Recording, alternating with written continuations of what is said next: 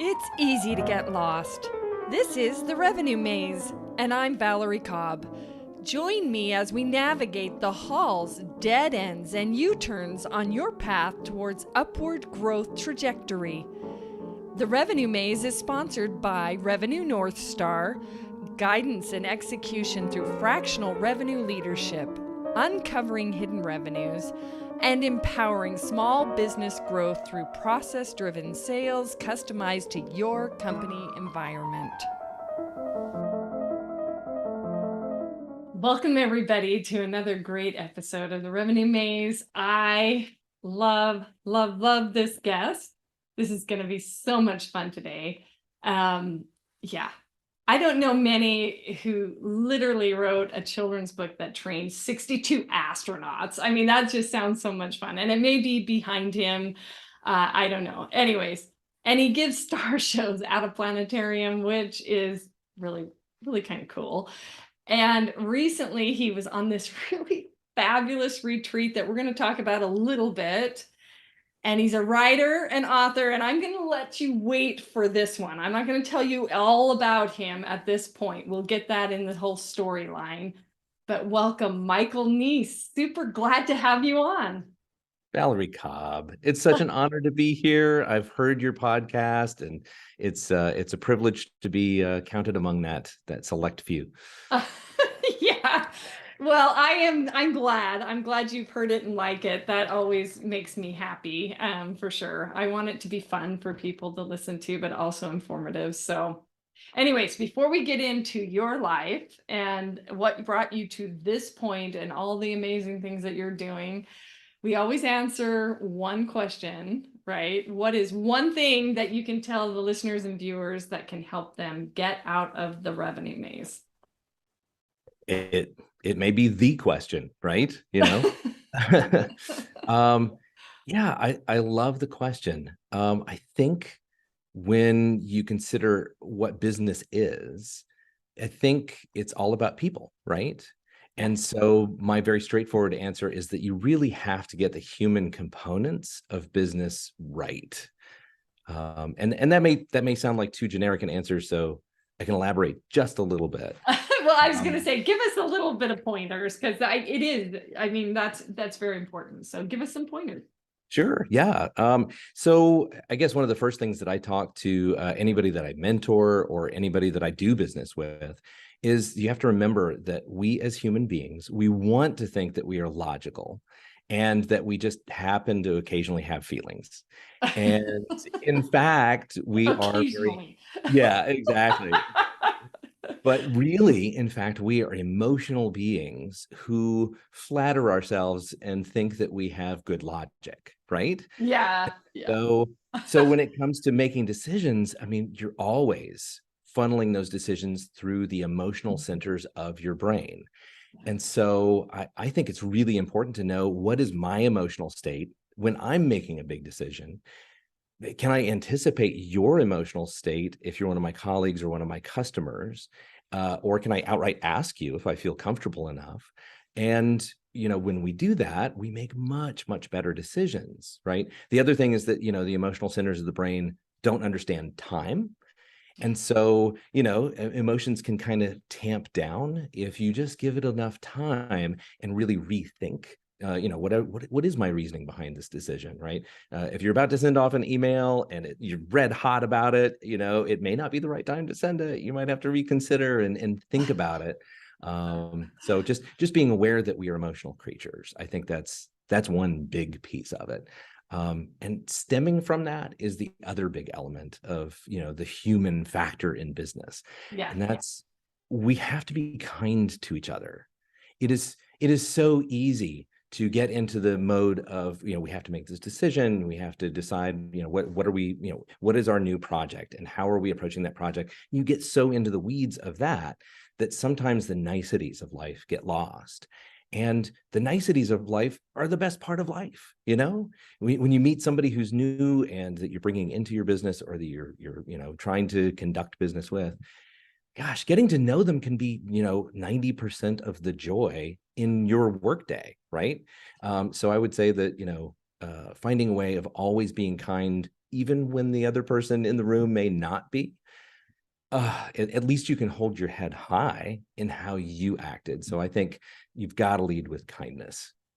Yeah, you can hold your head high is a very important part of that dialogue, because even if the outcome isn't the way that you would have liked it, you behave properly, you can go home and live with yourself, right? I mean, that's one of the, it's like, at least I was kind. I mean, there's not, yeah. And I love that you say that there's emotion, you know, we are emotional beings. I think you and I have talked about this when we talk, you know, I can't remember if it was Simon Sinek's Start With Why, but he brings that out because we have a lot of things that we talk about is data driven, right? But Right. when I'm training like a sales team or even a CEO or founder, I will quite often say to that CEO or founder, you know, I can give you all the data in the world, but eventually you will buy on emotion, right? You Too will true. make that decision on emotion. I remember working with an engineer one time, and I gave him everything out and said, these are the data points for why this would mitigate all the risk, all of that kind of stuff. And I love data. Everybody knows I love data. But then it's eventually he was like hammering down on the table. He's like, but I still need more. And I said, I don't understand this. The next is a crystal ball to say absolute, right?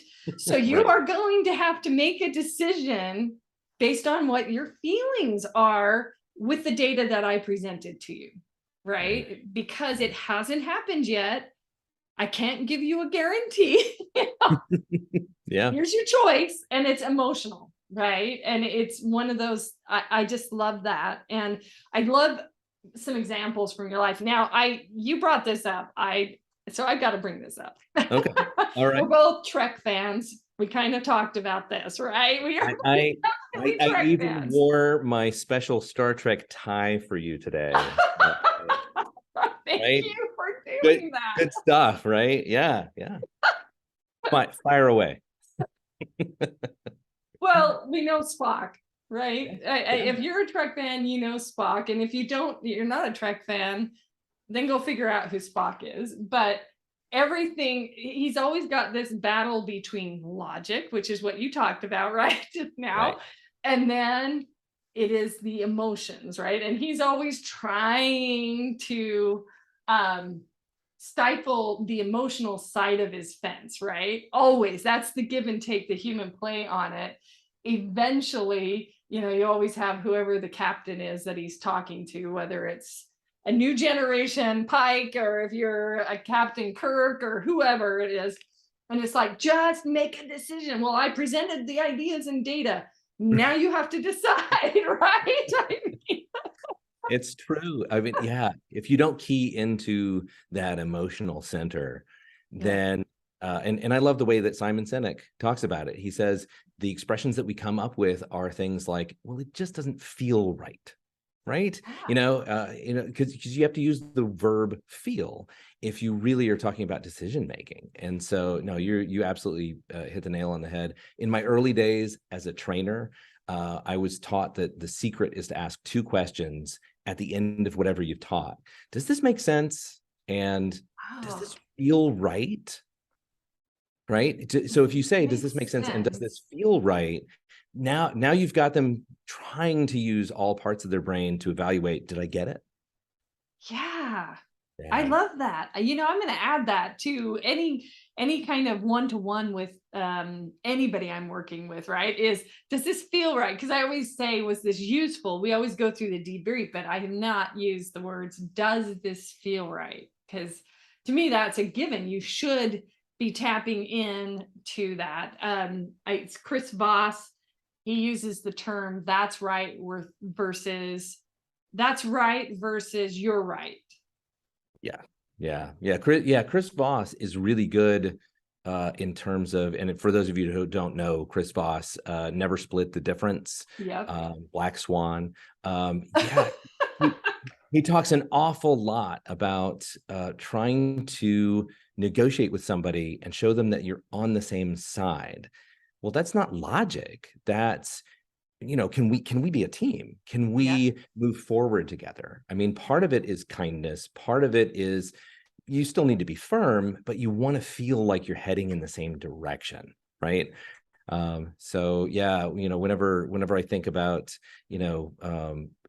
observing other people in the workplace and trying to figure out what is their emotional state, how are they handling this thing? You can be in a business meeting and you can see that somebody, when a topic comes up or when something comes up in a certain way, they can get like, there's this outsized emotional reaction and you're like, gosh, where did that come from? Yeah. Right. And it's probably from something in their past, maybe it's some Yeah. sort of a limiting belief, or Yeah. just how they were raised, or something that's just really tender. And so if you feel like you can circle back to that person and say, what was that all about? I'm on your side and I want to champion you, I want to support you, but I need to kind of understand what that was so that I can do it better. And so can you just tell me what was going on in that moment when, so and so brought the thing up and then you just really wanted to change the topic? Can you tell me? Yeah, and are you familiar at all with Kristen Hadid? I don't know if you've ever, I'm not familiar with her. No, I probably should add that to my book list. But yeah, yeah, tell me. she's got a great book called Permission to Screw Up. Oh, And yeah, oh man, she's really good. A lot of CEOs come to her and ask for advice on how to really be vulnerable and how to talk what's truth. yeah. But one of my favorite things that she talks about is limiting beliefs. She Yes. has an exercise where she will, give you a list of phrases and things that you can look at and say, does this resonate with me? Do I have an outsized emotional reaction to one of these particular phrases? And when you really dig deep and you start picking away at the scab and trying to understand what is that, you find out that there could be this big thing you bring to the table all the time to every negotiation. And if you understand it, you can harness the positive side of it. And if you don't understand it, the negative side is always going to pop up.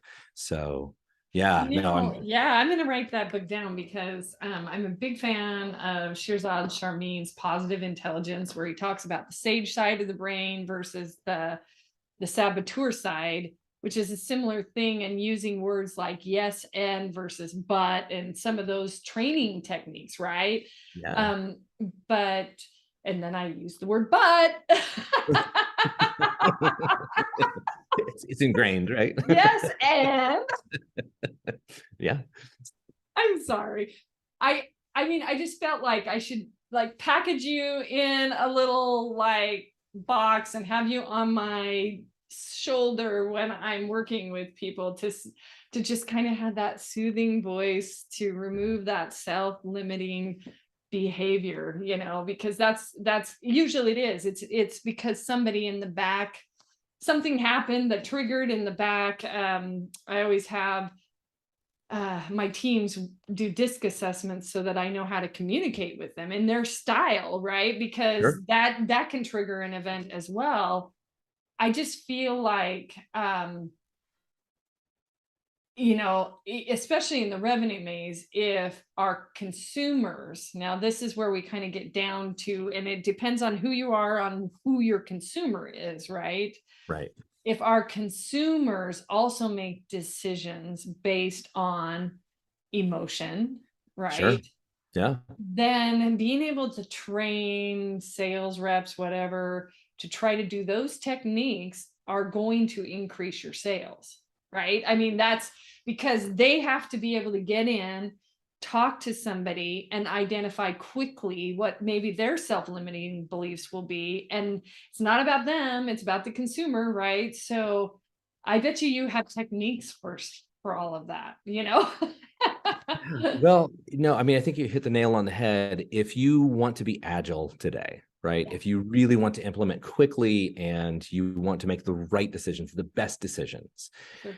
then you have to really be thinking about all aspects of these human interactions and these limiting beliefs that people bring to the table. My boss at my day job, I work in pharmaceutical research and development. And he talks about moving at the speed of trust. Oh, I If like that. yeah, if you're in the middle of trying to work with a team, you don't you could be under a time crunch where you are trying to deliver, some sort of a medicine to patients who are really desperately in need, right? They have hope and they have great worry. And so you're trying to deliver as fast as you can. So interacting with your teammates, the faster you can do it, the more you can hear something in the tone of somebody's voice, and you can immediately address things and immediately get down to business. Oh my gosh, it makes things so much easier and so much faster. If you feel like you can't speak up because it's not a safe environment, right? There's no emotional safety, there's no psychological safe space to say something, then it's a guarantee you're not going to be making the best decisions and you're not going to be moving quickly. Or if you're moving quickly, it's down the wrong path. And that's what we can't afford to do for any kind of customer in any business, right? You don't want to go down the wrong path because somebody was too afraid to say, hey, I think there's a better way. And I know this might hurt your feelings because I know you really like the way that you want to pursue, right? Yeah. Yep. So yeah, I mean, one really cool technique to make sure everybody gets heard is you start off every meeting with a round robin and you just say, hey, let's just check in with everybody. Let's find out, what's one thing everybody at the table is grateful for. It doesn't take very long. You get to know each other. You let down your guard. It really humanizes people when you hear about their gardens and their pets and their anniversaries and all of those good things. But it makes everybody psychologically ready to speak up for the rest of the meeting. If they spoke up in the first 5 minutes, they're ready to talk, right? And so that's one really good game changer that I have found is, get everybody to talk. The other is if you have to brainstorm some sort of idea, have everybody take 3 minutes and write down 2 or 3 ideas. Don't listen to each other. Don't put it in one place where everybody can kind of see it and benchmark what they're about to say off of what they see written, but have them write it down silently and then talk about the ideas that they came up with. Now, some will overlap, but some may bubble up that nobody was going to say out loud once they saw the first thing written. Like they'll think, oh, my idea is dumb, right? So those are just a couple of ways that I make sure I interact with teams that I'm, either developing or that I'm leading to try to make sure everybody gets heard and feels comfortable talking. That jogs something. I know that Jay Williams, who was also on the podcast, he's constantly working to have his employees feel heard and valued, right? And there's always ways that we're trying to do that. And it kind of brought up in my mind something that I need to start doing because I have forgotten about it. In new product development, in revenue, you cover new product, sales, service, and marketing, right? So you're kind of unifying those teams. And one of the things that we used to do is we would play when you bring in a peer advisory group, right? A group of the customers, you've got to do ideation sessions to get them free flowing, to not feel like it's a dumb idea, right? Right. And so when you're talking about bringing that back to the teams, that's kind of the yes end game. It's like, well, I have a pink elephant, and you start with a stupid comment so nobody feels, go. And I could tell you after we get off the show, I'll tell you about a time when I had to sing. I was singing because I sang opera for like 18 years, Oh, and wow. I was at a recital, and I Are you had mezzo? Where are you in range? Where do you sing? a coloratura soprano. Oh, wow. Okay. Yeah, Oh, yeah. wow. And so one time, okay, I'll share the story because it Please. exposes, it's vulnerable, right? Yeah. I was and I was I started a recital, and this was students. This was way back when I was younger, but I started off a recital, and I think it was to try well, there's all varying levels of singers at those recitals, right? And apparently I was a good one. I'm just saying that, but I'm not saying that for, anyways, I was good.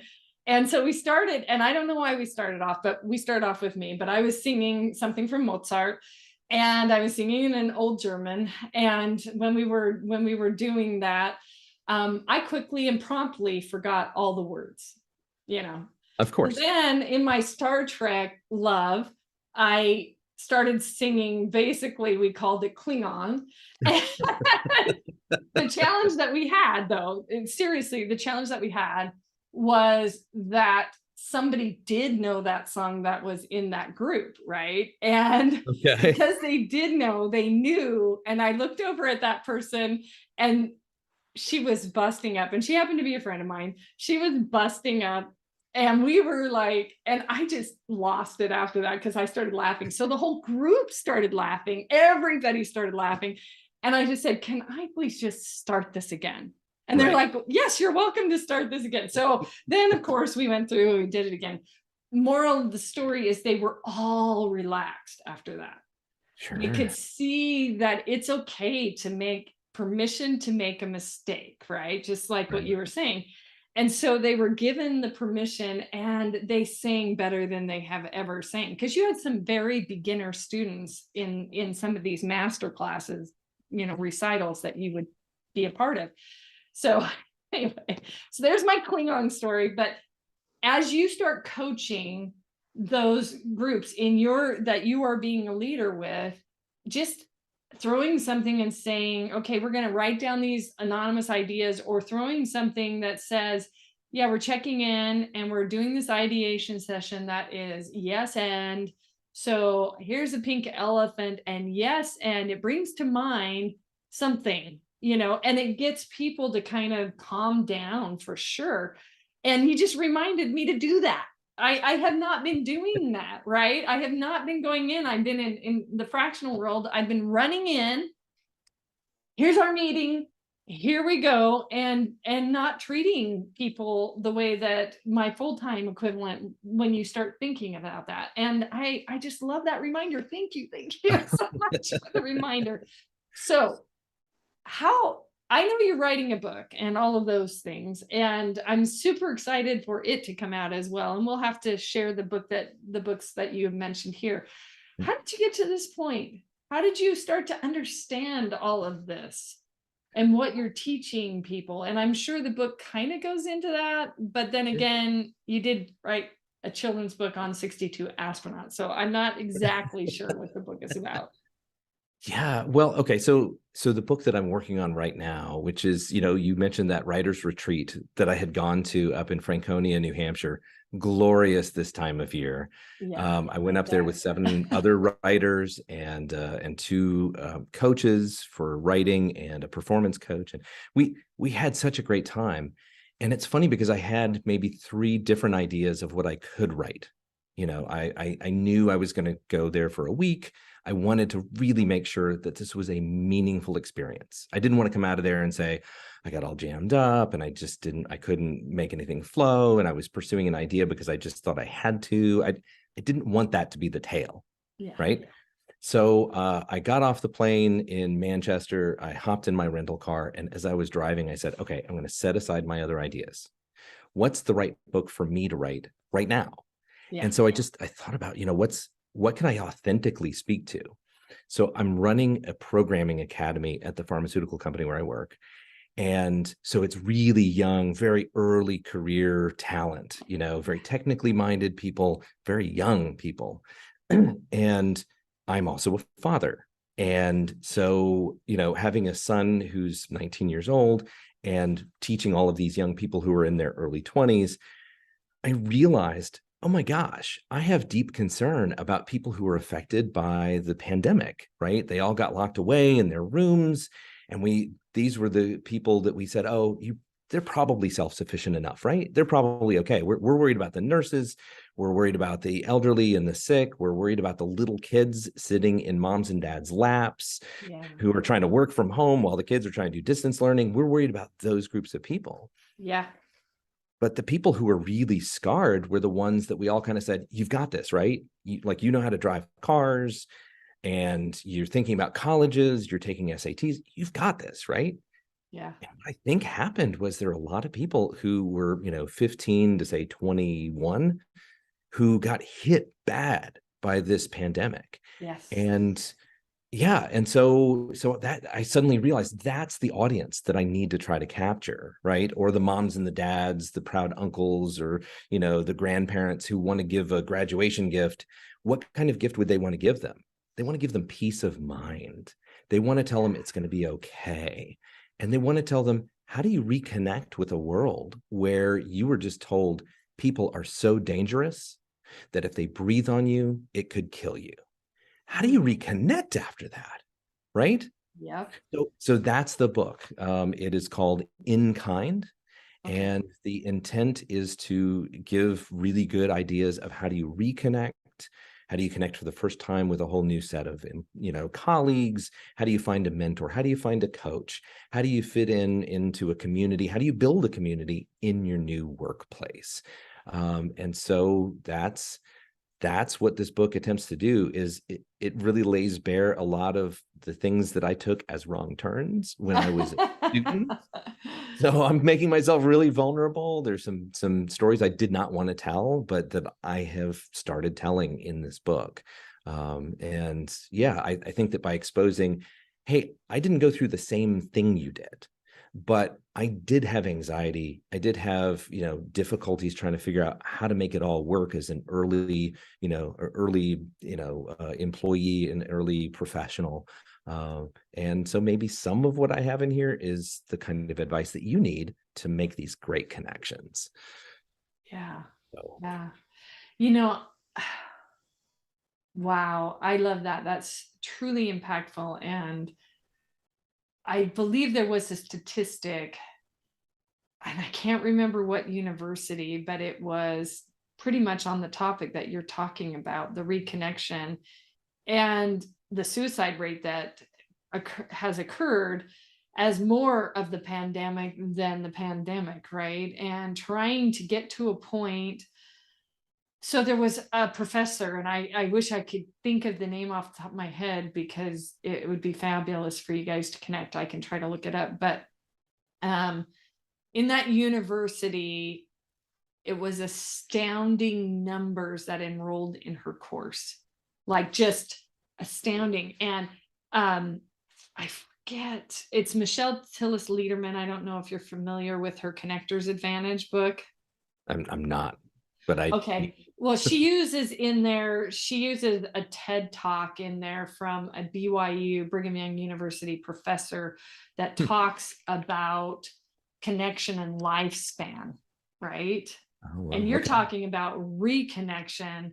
And so there's an entire study that had occurred, and this was pre-pandemic, right? This study and basically longevity in life and health determinants based around all of this connection if people cannot connect, right? So you're talking, how do I reconnect? What are the coaches? What are the mentors? What can I do, especially in that age range that really most of the time the people who aren't talking are the ones that you should be a little nervous about, right? And I love that you are writing this book in kind. I have no idea when you're launching.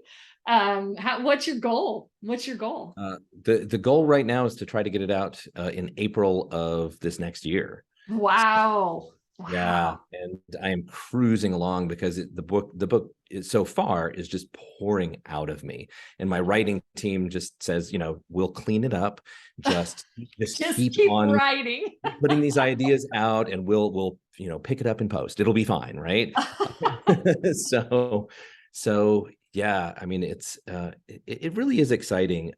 There's stories, like I said, that I don't want to tell from my own past, Yeah. but I think that it's my own limiting beliefs and it's my own experiences where I got it wrong, and then other experiences where I did finally get it right, that helped me really figure out, what do I need to study? How can I grow? How can I learn more? You were talking about the idea of having better connection and having a Yeah. longer life.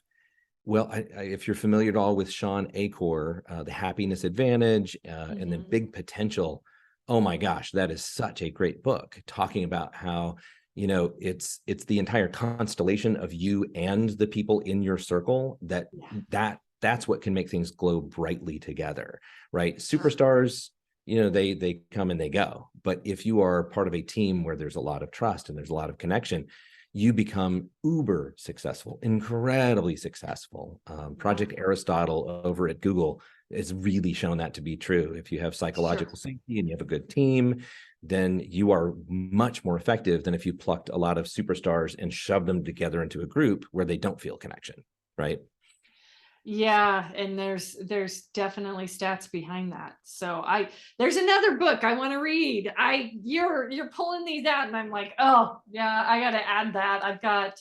I'm an avid reader as well. So I will get to it, and we will catalog all of those wonderful things at the end of the show for sure. We are kindred bookworms. Yes, unfortunately. We are Trek fans, sci-fi geeks, and bookworms. We're the geek squad.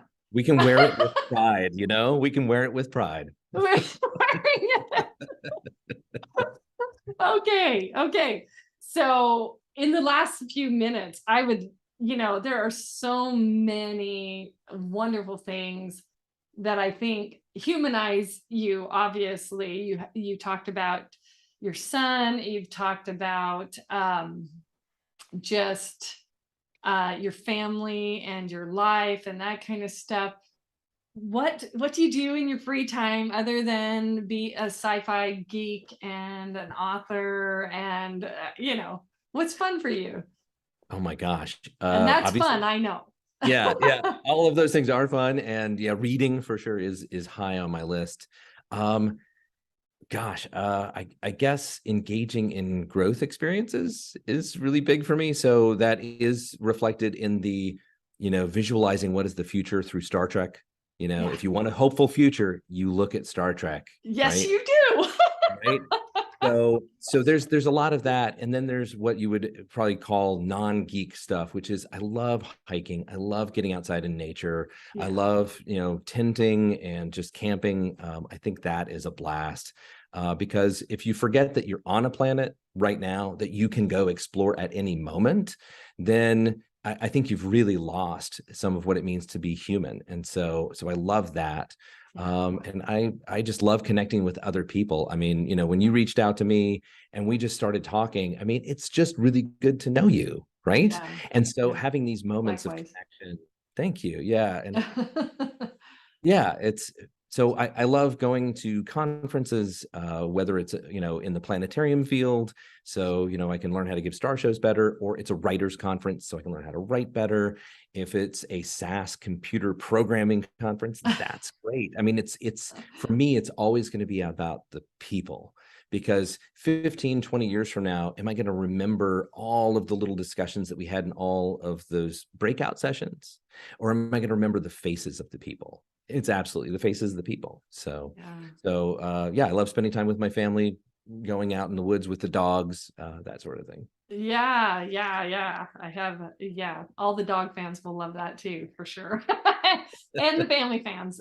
Family for my family comes first always. So I'm like, okay, family first, then all this other stuff. But yeah, no, that is so fun. So what I love about this is, if anybody listening there, what you should be hearing is Michael loves to connect, right? I mean, that is really, it's a study of human nature. That's what he loves as his passion. We're super excited about In Kind coming out. So we'll see probably some releases on LinkedIn. Obviously, I'm sure there's some kind of campaign under the works. And but how can they connect with you? LinkedIn is probably your best bet at the moment. If you want to see my website, which is currently being revised a bit to try to bring in some more information about the book, it's michaelgneece.com, and Neece is spelled weird. It's Neece. But yeah, michaelgneece.com is a good place to look for me. But I'm always on LinkedIn. I think that's how we connected, right? That's how we found each other. Connected through LinkedIn. Yeah, no, that's great. And I love that. I really love this episode. I think you're spot on. Super excited about what you're doing for the future and for all of us, really. And thank you all the listeners, viewers. This has been another great episode of the Revenue Maze. And thank you again, Michael. Thank you so much, Valerie. And yeah, I'm definitely going to exchange more book lists with you so we can chat more. Before we go, can you just tell me the story about Star Trek? Because you had alluded to the fact that you've done some writing around this. Oh, I want to know. I have to know. that was the geek heart of me. Yeah. Back when my kids were really little, I grew up on Star Trek. I remember I actually did a proposal about autonomous vehicles. Did a proposal with the 10 things. It was called So Long Palm Mm, because it was about the market space and being beaten out in the market space. And we used 10 things that are in reality today from Star Trek, tablets, you name it. I mean, it was all this kind of stuff. But back in the day, and no, we don't usually tag on at the very end, but I'm happy to answer the question. Back in the day, I really got excited about the futuristic because Next Generation had just released. It was in the 90s, and my kids were little. And I'm like, I need a project. I need a project. I'm going to learn how to write a script, and I'm going to probably not get it accepted, but the journey is going to be so fantastic. So I went through the whole process. I had this coach that helped me in script writing. He reviewed all of it. And yes, I sent it in, and no, it didn't get accepted. However, there was a very similar episode that came out after that. So I will say it interesting. may not have gotten accepted, but Yeah. and it was just the thing that I loved about it is space and science fiction. A lot of it does become reality because if you can imagine it, you can create it. Yeah. We as human beings don't always have the capacity to understand physics or things that are right in front of our faces Right. until somebody thinks it up and then goes, in fact, I was interviewing somebody the other day. We talked about the very same thing is people do not always see, they know scientific theory, so we accept it as fact most of the time until it changes. That's really scientific theory, right? We believe it to be true until it's disproven, right? And Yeah. that's so at the end of the day, I was just like, what better forum to let my mind go wild, but on a Star Trek writing episode. Right. Right. Well, and it's also a practice in the academy that I run. Yeah. One of our sayings is we are building the future we want to live in. Yeah. Yeah. And I can tell that you are absolutely a believer in that. That's what I love about you is that you're trying to envision where can we go, right? I mean, the whole idea of the revenue maze, the whole concept of how are we delivering better for our customers? How are we, advancing humanity towards something that's better than what it is? That is the best practice, right? Yeah. That's where the real fun is. I mean, you can shake your fist and get angry about certain things that you're hearing about in the news, but you and we're trying to do things about making that future come true that we want. And that's priceless. It's powerful because my mission for Revenue North Star, which is a company that I have a partner out of Scotland, that actually funds this show, we were talking about my mission because originally it was my company was Lodestar, and my mission was literally that my mission statement, or depending on who you're following, it could be a vision statement, depends on the definition, right? But anyways, it is that businesses can change lives faster than government can. And why do they do that? Because you have the ability to, if we can think about it, if we can get people out of the revenue maze, right? If you can start growing a company, you provide jobs, you provide opportunities, new products get released that solve challenges for the future. And all of those things, yes, in some arenas, you're in the pharmaceutical industry, right? And in some of that, you have to go through some government regulations to release, but the idea starts in that forum of what could be, doesn't matter what was yesterday, what could be for the future. And I just love it. So anyways, this is an odd podcast because we have now broken our script. But we've revealed, what we believe. And That's true. what a cool mission, though. I mean, the whole idea of, advancing so that you can get barriers broken down so that you're helping more people. Love it. Yeah, because I can't, like anybody, I can't back something that isn't changing lives, for my passion. Anybody who's true to their passion, my passion is, I don't care what the widget or the company is, I care what they're changing. And we get in and we start working through that. And the podcast has been a blast because I've met so many amazing game-changing people. It's been great. It's been really fun. So thank you for asking that question. I was surprised by it. Obviously, I thought we already kind of weaved that. But anyways, that was a fun episode. And anybody who is listening, you guys should reach out to Michael. It's obviously therapeutic, if nothing else, right?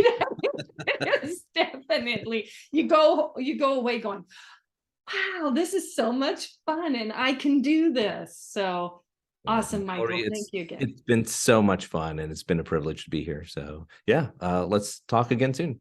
Yep. Thank you. Thanks. Thank you all for joining another great episode. For show notes, links, and resources, visit revenuemaze.com. Hats off to all you small businesses out there. I can't wait for the next episode.